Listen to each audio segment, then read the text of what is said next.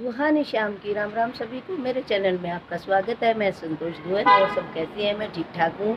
उम्मीद करती हूँ कि आप भी ठीक ठाक होंगे। अब की बार तो ठंड इतनी है कि सर्दी जाने का नाम भी नहीं लेती, और हमने पौधों की करनी थी थोड़ी देखभाल। तो आज मैं अंगूर के बेल की आपको बताती हूँ कि कैसे उसकी देखभाल करनी है। अभी उसके पत्ते नहीं आए हैं, तो सबसे पहले तो मैं अपनी अंगूर की बेल का परिचय करवा देती हूँ।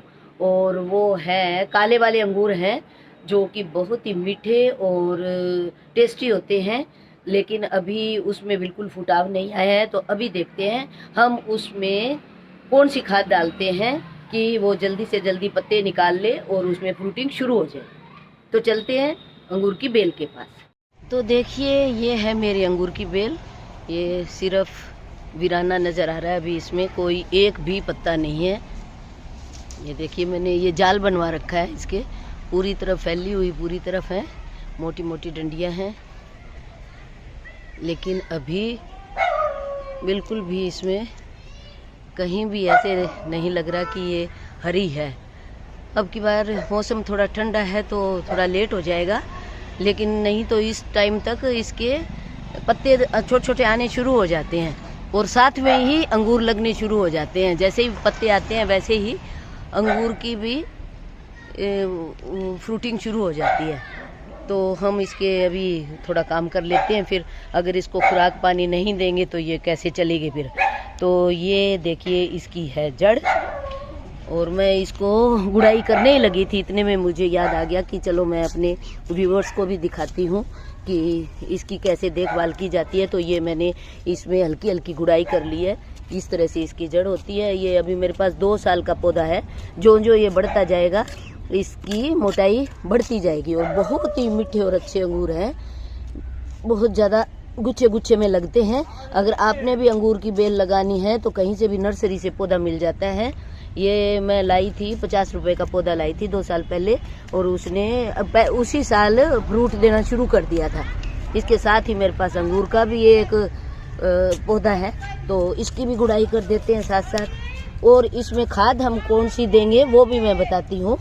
खाद वैसे तो मैं टाइम टू टाइम डालती रहती हूँ, क्योंकि अक्टूबर में इनके सारे पत्ते वगैरह गिर जाते हैं। अंगूर में अक्टूबर में बिल्कुल ये वीरान हो जाती है, क्योंकि जुलाई तक इसका फ्रूट पक जाता है अंगूर, और उसके बाद इसके पत्ते झड़ने शुरू हो जाते हैं। तो उस टाइम हमें खाद पानी देना होता है। उसके बाद अक्टूबर में इसकी कटिंग करके छोड़ देते हैं। जितनी भी एक्स्ट्रा टहनियाँ होती हैं उनको हम काट देते हैं, ताकि दूसरे पौधों को नुकसान ना हो।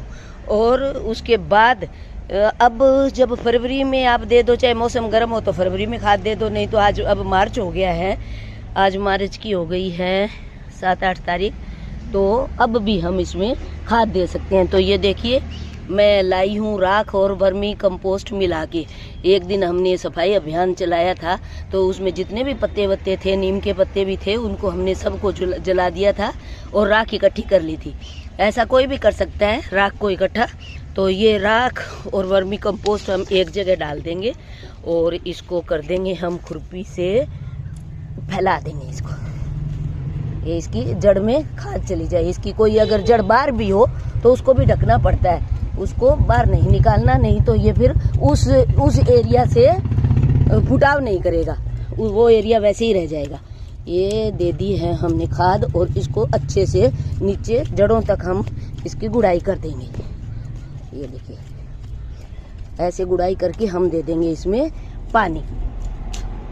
बस ये सिंपल सा तरीका है। और फिर जब ये पत्ते निकालेगा तब मैं दिखाऊंगी कि कितने अच्छे और कितने सुंदर ये बड़े बड़े पत्ते निकालती है। अभी मैं पानी ले आती हूँ और पानी इसमें देने की प्रक्रिया शुरू करते हैं। तो ये मैंने उसी जग में पानी भर लिया है, जग भी हम धो देंगे और पानी भी हम दे देंगे, और जो बची खुची खाद और राख है वो भी इसी में घुल मिल जाएगी।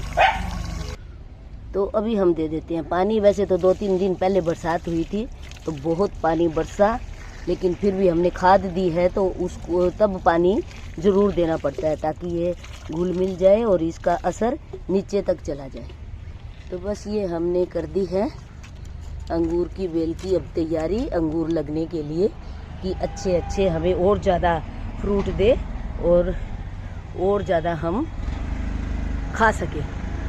और ये अभी जब पत्ते निकालेगी तब इतने पत्ते निकालेगी कि जो आसपास के मेरे पेड़ हैं उन पे भी ये फैल जाएगी। ये मेरे अशोका के पेड़ हैं, ये कैरोकेरिया का है।